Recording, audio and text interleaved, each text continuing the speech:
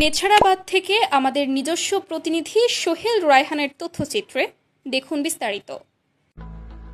পিরোজপুর ২ আসনে গণ অধিকার পরিষদের মনোনীত প্রার্থী শামসুল আলম নেছারাবাদের আশা ভরসা।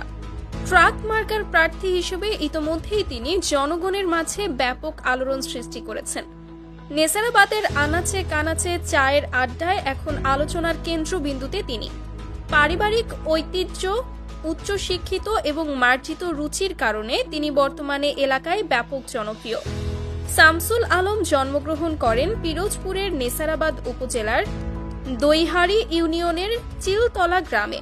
তবে যৌবনের শুরুতে তিনি কিছুটা সময় কাটিয়েছেন গাজীপুর জেলার কালীগঞ্জে শীতলক্ষার পাড়ে সর্ষে ফুল, মৌমাছি, প্রজাপতির সাথে আর শীতলক্ষায় সাঁতার কেটে কেটে এরপর তিনি ঢাকায় স্থায়ী হন।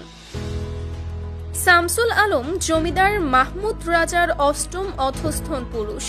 তার দাদা জনাব মুসলিম আলী আকুন ছিলেন জজ কোর্টের জুরি বোর্ডের সম্মানিত সদস্য। পরে তিনি শিক্ষক হিসেবে মানুষ গড়ার কাজে আত্মনিয়োগ করেন। তার নানা জনাব হাসান উদ্দিন আহমেদ সেনাবাহিনী থেকে স্বেচ্ছায় অবসর নিয়ে শিক্ষকতার মহান পেশায় নিজেকে নিযুক্ত করেন।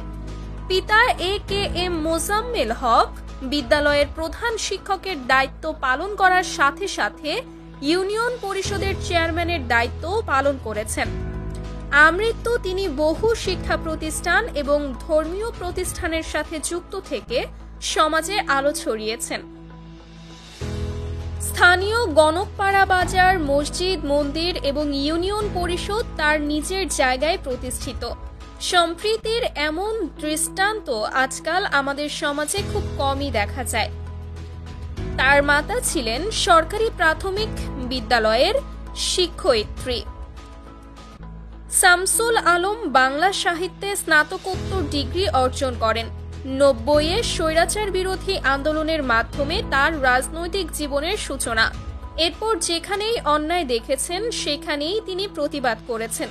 এ কারণে তাকে বহুবার বিপদেও পড়তে হয়েছে, কিন্তু কোনো কিছুই তাকে দমিয়ে রাখতে পারেনি। তিনি কর্মজীবন শুরু করেন বাংলাদেশের সবচেয়ে নামকরা কলেজ ঢাকা রেসিডেন্সিয়াল মডেল কলেজে শিক্ষকতার মধ্য দিয়ে। পরে তিনি অধ্যাপনা করেছেন ঢাকার একাধিক কলেজে। তিনি সদর্পে বিচরণ করেছেন বাংলাদেশ বেতার সহ বিভিন্ন ইলেকট্রনিক মিডিয়াতে।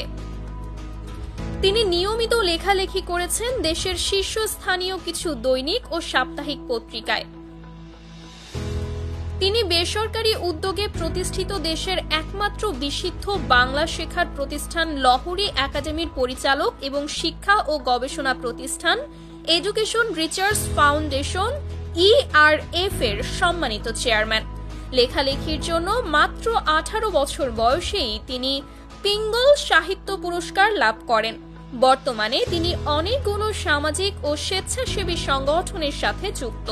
প্রাচুর্য এবং অভিজাত্যের মধ্যে বড় হয়েও মানবিক বিষয়ে তিনি খুবই সংবেদনশীল। এটা নিয়ে প্রচুর জনশ্রুতি এবং কিংবদন্তি প্রচলিত আছে। তিনি BCS কোচিং জগতের আইকনিক শিক্ষক। দেশের শত শত BCS ক্যাডার অফিসার তার সরাসরি ছাত্রছাত্রী ছিলেন। তিনি লহরী বাংলা সহ অনেকগুলো বই রচনা করেছেন, যেগুলো দেশে এবং বিদেশে ব্যাপক আলোচিত এবং সমাদৃত। তাই রাজনীতিতে এমন একজন স্বনামধন্য, সুশিক্ষিত, মার্জিত এবং মানবিক মানুষের নেতৃত্ব পেয়ে পিরোজপুর ২ আসনের সকল জনগণ গর্বিত ও উচ্ছ্বসিত। ভোট নাকি দিয়ে গেছে ভূতেরা, হাসিনা আর কমিশনের ভূতেরা। আমরা জানি কি করতে হবে। দেশকে আমরা সংঘাতের দিকে নিতে চাচ্ছি না। এখনো সময় আছে। তফসিল বাতিল করে সমস্ত সব দলের অংশগ্রহণে নতুন করে তফসিল ঘোষণা করতে হবে এবং নির্বাচন দিতে হবে। এ না হলে পরে যে ঘটনা ঘটবে আর কারো সাধ্য নাই সেটা থামানো।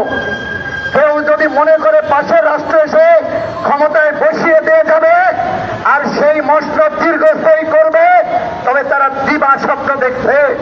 এদেশের জনগণ জানে কি করতে হবে এবং জনগণকে সাথে নিয়ে আমরা সেটা করবই ইনশাআল্লাহ। আপনি এই কথা কেন বলেছেন সরকার অবৈধ। ওই ভদ্রলোক বললেন, আমি তো বলিনি যে কোন সরকার অবৈধ, সে তো ভারতের হতে পারে, পাকিস্তানের হতে পারে, আফ্রিকার হতে পারে।